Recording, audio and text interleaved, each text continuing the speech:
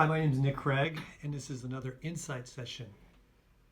In praise of bad bosses, I was in a conversation recently with a woman, and she was complaining about her boss, how terrible he was.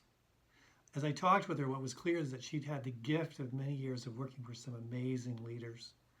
And now she'd finally arrived at that place that many of us have experienced when you work for somebody that you truly despise.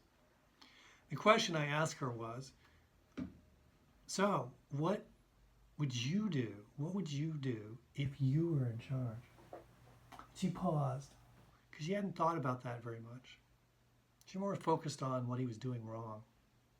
But as she started to describe the beautiful definition of who she would be as a leader, it was so incredibly entertaining, compelling, enticing. And I said, well, would you want to work for the person you just described? She said, absolutely. I said, so what's stopping you?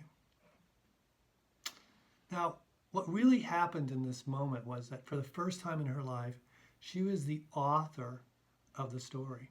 You see, most of us are waiting for the authorities to take care of us. And that the definition of the word authorities is the word author. Same as at the core of the word authentic. What's interesting is that we all want to go work for somebody, be seen by that person, and have them pick us out of the group and have them give us access to them and to the world, and then we make it to the top. But what's interesting is that those people really don't exist. The reality is that when we do that, we give away all of our power. We are just an actor in the play.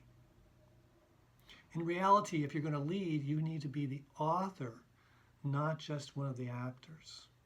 And in some sense, what was happening for this woman with her bad boss is that he finally gave her the power and the responsibility to become the author of her journey and her leadership.